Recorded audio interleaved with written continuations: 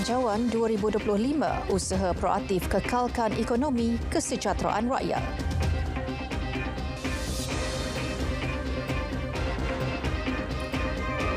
Assalamualaikum, salam Malaysia Madani, saya Farhatul Asyati Osman. Perdana Menteri Datuk Seri Anwar Ibrahim kini berada di Sabah sempena lawatan kerja sehari di Kota Kinabalu. Ketibaan Perdana Menteri di Terminal 2, lapangan terbang antarabangsa Kota Kinabalu kira-kira pukul 11.30 pagi disambut Ketua Menteri Datuk Seri Haji G. Nur. Sejurus tiba Datuk Seri Anwar hadir ke Pusat Konvensyen Antarabangsa Sabah bagi menyempurnakan perasmian Persidangan Ekonomi Biru Antarabangsa Sabah. Pada sebelah petang, beliau dijadual menyempurnakan perasmian Program Madani Rakyat 2024 Sayangi Sabah di perkarangan Kompleks Sukan Likas Kota Kinabalu. Perdana Menteri dijangka pulang ke Ibu Negara pukul 4.30 petang nanti.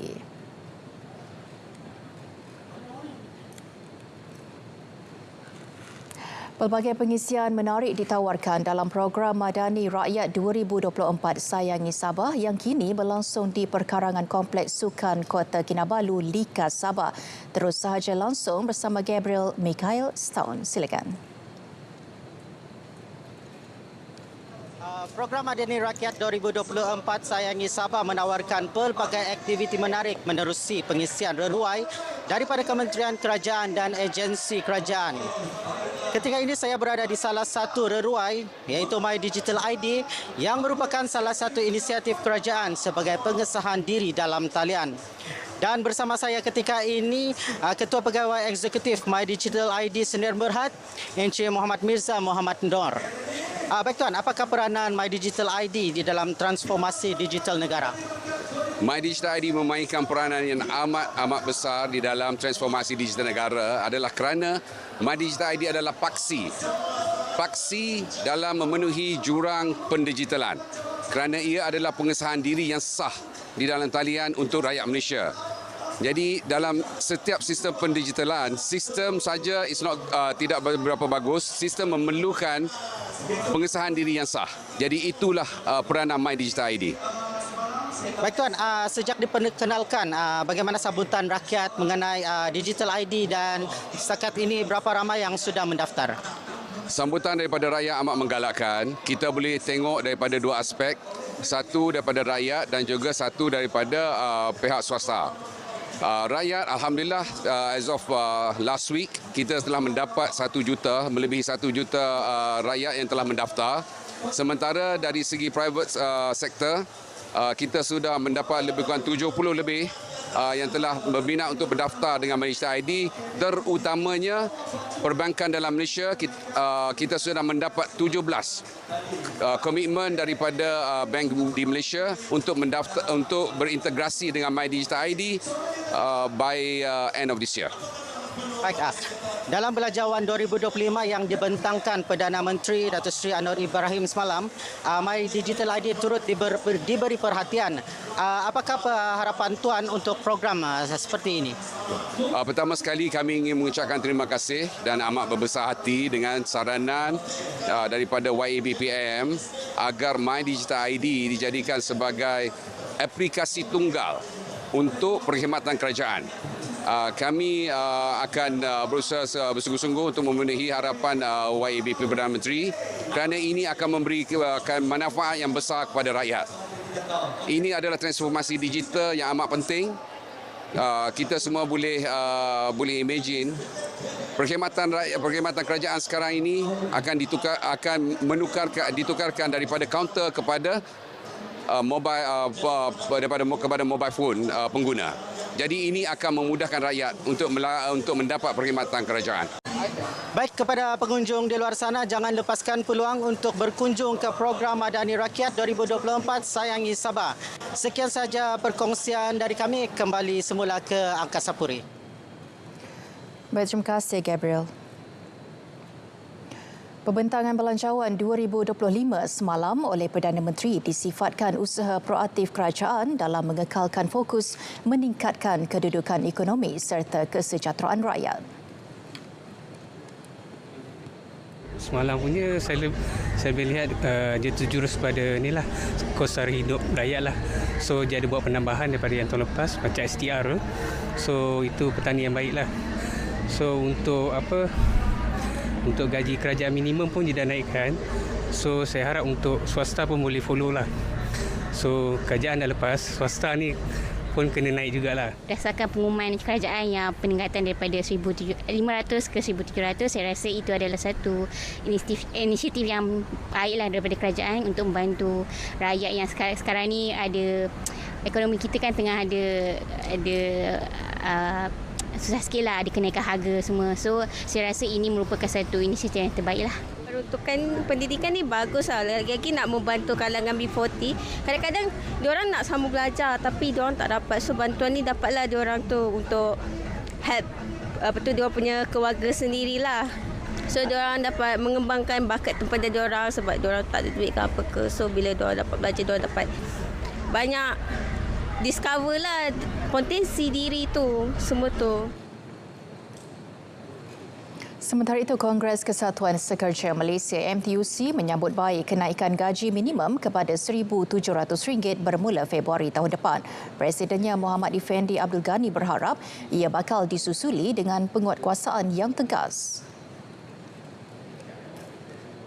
Kami berharap kerajaan akan terus memastikan pelaksanaan ini berjalan dengan lancar serta disokong oleh penguatkuasaan yang lebih tegas agar tiada pekerja terlepas daripada menerima manfaat ini. Pada masa yang sama, kami menggesa pihak majikan untuk melaksanakan kenaikan ini dengan penuh tanggungjawab, menghargai sumbangan pekerja yang menjadi tulang belakang operasi syarikat. Tambah beliau, kenaikan gaji minimum bukan sahaja akan meningkatkan taraf hidup pekerja, malah memacu pertumbuhan ekonomi melalui peningkatan kuasa beli rakyat. Kementerian Pertanian dan Keterjaminan Makanan pula menyifatkan peruntukan RM6.42 bilion yang diterima mampu tangani cabaran sektor agro makanan sekaligus meningkatkan produktivitinya. Menteri Datuk Seri Muhammad Sabu optimis belanjawan 2025 akan terus memperkukuh keterjaminan makanan negara. Beliau menyambut baik peruntukan RM300 juta bagi menjalin kerjasama projek pertanian dengan kerajaan negeri berbanding RM150 juta pada tahun 2024. Selain itu, kerjasama kerajaan dengan pihak swasta untuk memanfaat hampir 8,800 ekar tanah terbiar milik Lembaga Kemajuan Wilayah dan agensi rangkaian untuk melaksanakan projek pertanian. Inisiatif lain termasuk kemudahan pinjaman RM200 juta kepada pengusaha agro makanan yang menyokong keterjaminan makanan dan pertanian lestari. Peruntukan RM320 juta menerusi belanjawan 2025 diyakini berupaya meningkatkan capaian internet, menganjak produktiviti institusi pendidikan serta taraf hidup rakyat. Justru MCMC komited merealisasikan hasrat kerajaan dalam memastikan capaian internet berkualiti untuk kesejahteraan rakyat. Pembentangan Belanjawan 2025 turut menyaksikan peruntukan RM120 juta untuk penambahbaikan liputan internet di institusi pengajian tinggi awam. Ia dapat membantu menyediakan persekitaran pembelajaran yang lebih kondusif kepada pelajar untuk mengikuti sesi pengajaran dan pembelajaran dengan lebih berkesan. Peruntukan RM100 juta bawah program ketersambungan infrastruktur jalur lebar talian tetap ke sekolah-sekolah luar bandar pula akan membantu meningkatkan capaian internet di sekolah desa dan pedalaman seluruh negara. Selain itu, MCMC turut mengalu-alukan peruntukan RM100 juta untuk pemerkasaan fungsi Pusat Sebaran Maklumat Nasional NADI di seluruh negara bagi tempoh 5 tahun akan datang. Kerajaan Johor turut menyambut baik Belanjawan 2025.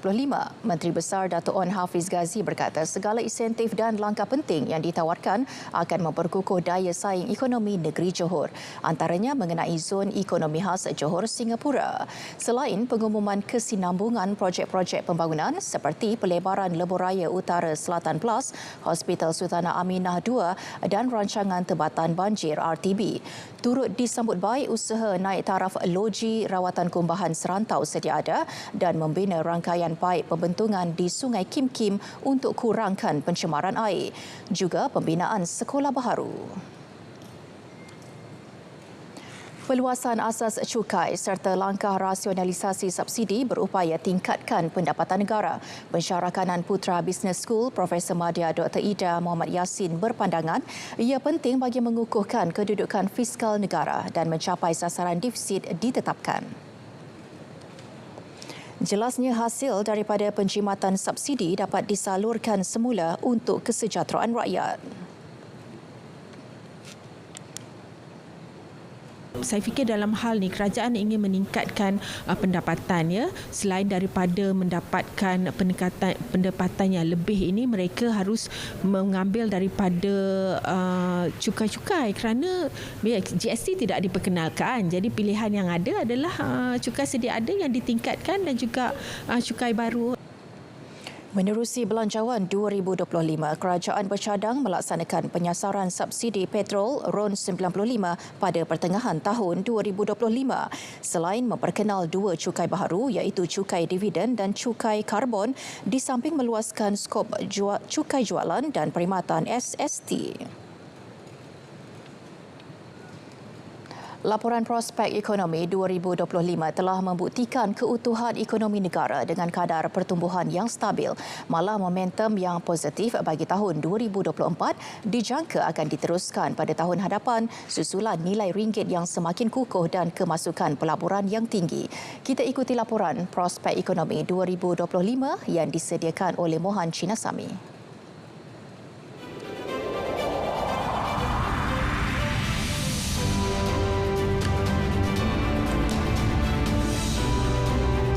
Kerangka ekonomi madani memainkan peranan penting dalam menentukan hala tuju negara dengan menggalakkan aktiviti nilai tambah lebih tinggi yang seterusnya mengukuh daya saing ekonomi negara. Pada separuh pertama 2024, Malaysia telah membuktikan daya tahan ekonomi melalui kadar pertumbuhan yang menggalakkan iaitu 5.1%. KDNK pada tahun 2024 disemak naik antara 4.8% hingga 5.3%, melebihi sasaran awal antara 4% hingga 5%. Pemberkasan ini dipacu oleh pengukuhan permintaan domestik, pemulihan ekspor dan pengembangan pesat sektor pelancongan. Pencapaian ini menggambarkan keutuhan ekonomi negara dengan kadar pertumbuhan dijangka stabil antara 4.8% hingga 5.3% pada tahun 2024, lantas menyelakan lagi daya tahan dan potensi negara ke arah kemakmuran yang mampan. Menuju ke hadapan, ekonomi diunjur berkembang antara 4.5% hingga 5.5% bagi tahun 2025. Kerajaan juga telah mencapai kemajuan yang signifikan dalam melaksanakan langkah konsolidasi fiskal dengan defisit fiskal dianggar berkurangan kepada 4.3% daripada KDNK tahun ini dan seterusnya bertambah baik kepada 3% bagi tempoh jangka masa sederhana. Justru Belanjawan 2025 akan terus memberikan penekanan terhadap aspek menaikkan shilling dengan mentransformasi lanskap ekonomi negara dan pada masa sama menaikkan lantai melalui usaha mempertingkatkan kualiti hidup. Tahun 2025 menjanjikan harapan tinggi untuk Malaysia memandangkan negara masih mempertahankan asas pembangunan yang telah dibina selama ini. Sekian laporan Prospek Ekonomi 2025 bersama saya, Mohan Chinasami.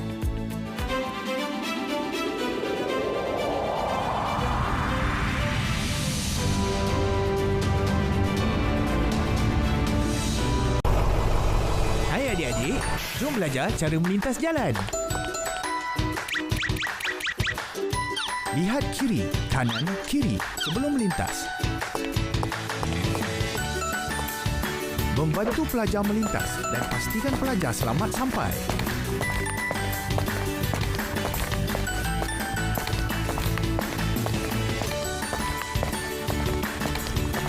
Jangan tiru pemanduan seperti ini.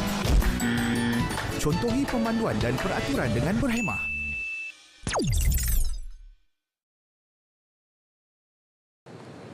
Bertemu kembali. 2 PPS dibuka berikutan fenomena air pasang besar sekitar Kuala Perlis. Setakat pagi tadi, 469 penduduk terjejas telah dipindahkan ke dua PPS berkenaan. Pengarah APM Negeri Lieutenant Colonel Pertahanan Awam Muhammad Izaimi Muhammad Daud memaklumkan PPS SK Seberang Ramai mencatat peningkatan mendadak penduduk kepada 287 individu berbanding 155 orang awal pagi tadi. Manakala PPS IKBN Kuala Perlis kini menempatkan 182 penduduk. APM bersama Sekretariat Pengurusan Bencana Negeri terus memantau situasi semasa fenomena air pasang besar. Sementara itu di Kedah, 100 penduduk kampung besar Mukim Bagan Samak dekat Bandar Baharu pula terjejas susulan fenomena air pasang besar. Kejadian kira-kira pukul 5.20 pagi tadi merupakan yang kedua berlaku selepas kali pertama Khamis lepas. Pegawai Pertahanan Awam Daerah Bandar Baharu Lieutenant Pertahanan Awam Abdul Rahim Khairuddin memaklumkan tiada PPS dibuka setakat ini. Pemantauan bersama pelbagai agensi dan jabatan dilaksanakan dari semasa ke semasa. Penduduk di kawasan rendah dan berisiko dinasihat sentiasa waspada dan berpindah ke lokasi selamat sekiranya berlaku air pasang. Selain Bandar Baharu, beberapa kawasan di Alor termasuk di Kuala Kedah turut dilanda banjir akibat fenomena air pasang besar. Jumlah penduduk terjejas banjir di Kedah yang masih berada di PPS berkurangan. Sehingga pukul 12 tengah hari tadi, 114 penduduk berada di satu PPS di Baling. Timbalan Pengarah APM Kedah Major Pertahanan Awam Muhammad Suhaimi Muhammad Zin berkata, di Baling 114 penduduk ditempatkan di Dewan Tun Abdul Razak Lama, manakala PPS di Sekolah Kebangsaan SK Siong telah ditutup pukul 11 pagi tadi. Manakala PPS terakhir di daerah Kota Star iaitu Sekolah Menengah Kebangsaan SMK Simpang Kuala telah ditutup pukul 12 tengah hari tadi selepas 108 penduduk dibenarkan pulang ke rumah masing-masing. Sementara itu, sebuah PPS dibuka di daerah Bandar Baharu iaitu DSK Sungai Kecil Ulu. Angka penduduk terjejas banjir di Perak terus meningkat kepada 1,619 individu setakat 8 pagi tadi. Sekretariat Jawatan Kuasa Pengurusan Bencana Negeri memaklumkan 12 PPS masih dibuka melibatkan 5 daerah. Di Kuala Kangsar, 3 PPS masih beroperasi, antaranya Sekolah Kebangsaan Lasah yang menempatkan 223 penduduk daripada 65 keluarga, Dewan Pandak Hamid 476 penduduk dan SMK RLKT Lasah 212 penduduk. Sementara di Kerian, 62 penduduk berlindung di 2 PPS iaitu DSK Cangkat Lobak 35 dan SK Parit Haji Amin Bagan Serai 27 yang melibatkan 19 keluarga. 3 PPS masih dibuka di Hilir Perak iaitu Dewan Serbaguna Padang Tembak 148, Dewan MPTI Langkap 147 serta Dewan Serbaguna Cikus 83. Seramai 222 penduduk daripada 76 keluarga berlindung di 3 PPS di daerah Perak Tengah. Antaranya Dewan Orang Ramai Kampung Teluk Kepayang 33, SK Datuk Sagur 107 dan SMK Sultan Muzaffar Shah 187. Dan di daerah Kampar, PPS SK Kota Baru kekal menempatkan 41 penduduk daripada 15 keluarga.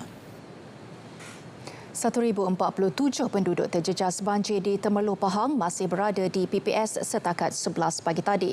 Portal Info Bencana Jabatan Kebajikan Masyarakat memaklumkan penduduk terjejas paling ramai dipindahkan ke PPS Dewan Sekolah Menengah Kebangsaan SMK Seri Semantan iaitu 595 individu. Diikuti PPS Sekolah Kebangsaan SK Desa Bakti 334 orang, SMK Mentakap 32 orang, SK Bukit Cermin 55 orang, manakala SMK Bukit Cermin 31 orang. Sementara 11 penduduk terjejas di PPS SK Mentakap Catin dibenarkan pulang. Memberi jaminan kepada semua rakyat, golongan minoriti, golongan yang terpinggir, golongan di pedalaman, bahawa setiap rakyat dan warga negara akan dipertahankan hak mereka. Ikuti mesyuarat ketiga, penggal ketiga secara langsung Parlimen Malaysia ke-15 di Dewan Rakyat pada 14 Oktober hingga 12 Disember 2024 dan di Dewan Negara pada 2 Disember hingga 19 Disember 2024.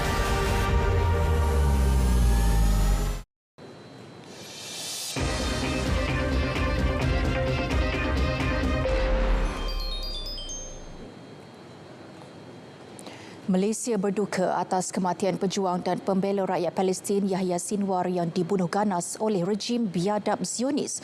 Perdana Menteri menegaskan komuniti antarabangsa sekali lagi gagal memperjuang serta memastikan keamanan dan keadilan sekaligus konflik bertambah buruk. Malaysia mengutuk keras pembunuhan ini. Bagaimanapun percubaan rejim untuk melemahkan tuntutan pembebasan tidak akan berjaya. Malaysia mendesak agar kebiadaban Israel disanggah komuniti antarabangsa. Paling penting, pembantaian berterusan warga Palestin mesti segera dihentikan. Sementara itu, Menteri di Jabatan Perdana Menteri Hal Ehwal Agama menyifatkan semangat juang Allahyarham mempertahankan Palestin dan Masjid Al-Aqsa akan sentiasa dikenang umat Islam seluruh dunia. Pihaknya mengutuk tindakan rejim Zionis yang amat zalim dan tidak berperi kemanusiaan itu. Umat Islam diseru terus mendoakan kesejahteraan dan kekuatan kepada rakyat Palestin. Kumpulan pejuang Hamas malam mengesahkan kematian pemimpinnya itu dalam serangan udara tentera Israel. Kehadiran berterusan rejim Israel di wilayah Palestin yang diduduki adalah menyalahi undang-undang antarabangsa. Justru semua negara wajib untuk tidak mengiktiraf tuntutan wilayah atau kedaulatan yang dibuat negara haram itu. Menurut agensi berita Palestin Wafa, perkara tersebut berdasarkan laporan Pertubuhan Bangsa Bersatu PBB. Ia terkandung dalam satu kertas pendirian oleh Suruhanjaya Siasatan Antarabangsa Bebas PBB mengenai wilayah Palestin yang diduduki termasuk Baitul Maqdis Timur dan Israel. Navi Pillay yang mempengerusikan Suruhanjaya itu menegaskan pendudukan Israel adalah punca utama kepada kitaran keganasan yang tidak berkesudahan. Selain menyebabkan konflik berterusan selama beberapa dekad, justru negara-negara lain tidak boleh memberi bantuan atau sokongan dalam mengekalkan pendudukan yang tidak sah termasuk bantuan keuangan, ketenteraan dan sokongan politik. Situasi semasa di Gaza telah mengakibatkan sejuta kanak-kanak terus mengalami penderitaan harian akibat kekurangan makanan serta ubat-ubatan. Jurucakap tabung kanak-kanak PBB UNICEF James Elder menyifatkan walaupun usaha besar daripada agensi bantuan, namun golongan kanak-kanak telah menerima kesan ngeri akibat operasi ketenteraan. Beliau turut mendedahkan hanya 80 trak yang membawa bantuan makanan atau air dibenarkan memasuki utara Gaza sejak 2 Oktober. Sebelum konflik, Al-Mawasi mempunyai 9,000 penduduk. Kini terdapat sekitar 730,000 individu berada di situ dan tidak mempunyai keupayaan untuk menampung populasi sebesar itu. Sekurang-kurangnya 33 rakyat Palestin terbunuh dalam serangan Zionis di kamp pelarian Jabalia utara Gaza, manakala berpuluh-puluh yang lain cedera. Kenyataan Pertahanan Awam Gaza memberitahu tentera Israel turut menyerang sebuah rumah di Beit Lahia yang mencederakan 7 individu. Sejak 6 Oktober, Zionis melancarkan serangan baharu di utara Gaza termasuk sekitar Jabalia. Di Bandar Gaza, 4 rakyat Palestin maut dalam serangan dron Israel di kejiranan Al-Nusra, manakala kira-kira 5 yang lain terkorban selepas Israel mengebom kamp pelarian Maghazi di tengah Gaza. Pasukan interim PBB di Lubnan UNIFIL mengesahkan perkara pasukan itu yang beroperasi di selatan Lubnan telah disasarkan beberapa kali. Ia termasuk 5 serangan disifatkan sebagai sengaja. Perkara itu dimaklumkan jurucakap pasukan menerusi taklimat media di Geneva. Keadaan itu meletakkan pasukan pengaman dalam bahaya. Bagaimanapun, UNIFIL menekankan keperluan kehadiran berterusan pasukan itu dengan memberi jaminan moral pasukan kekal sangat tinggi. Pada masa sama, pasukan itu turut mengesahkan sebuah drone dari selatan mengelilingi sebuah kapal Unifil di luar pantai Lubnan menghampiri dalam jarak beberapa meter. Dalam pada itu, Unifil menzahirkan rasa terkejut dengan kemusnahan di banyak perkampungan di sepanjang Blue Line. Kerosakan itu disifatkan sebagai membimbangkan.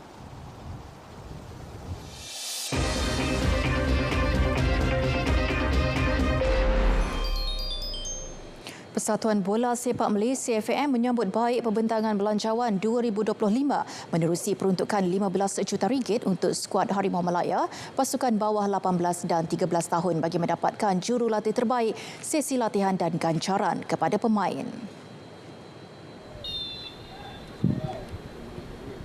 Penggiat bola sepak, lebih-lebih lagi di FM menyambut baik pengumuman yang telah diumumkan oleh Perdana Menteri, dan kita ucap terima kasih atas keprihatinan Perdana Menteri dengan menyalurkan sejumlah wang yang begitu banyak semata-mata untuk memartabatkan, memperkasakan Harimau Malaya itu sendiri.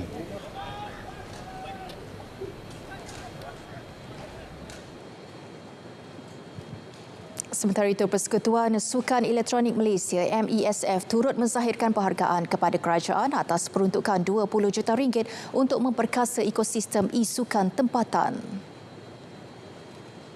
Timbalan Presiden Afiq Fadli Narawi berkata peruntukan itu bagi meningkatkan fasiliti dan pertumbuhan e-sukan.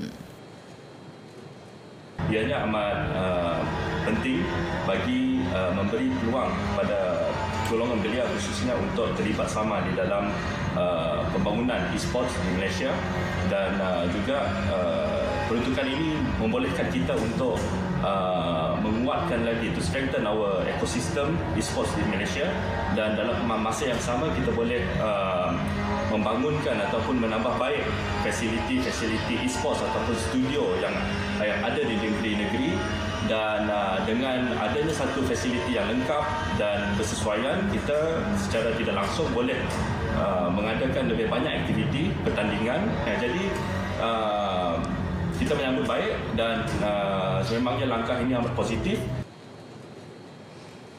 Cabaran Malaysia pada kejohanan badminton terbuka Denmark 2024 berakhir selepas wakil terakhir negara Perlitan Emtina tewas di peringkat suku akhir.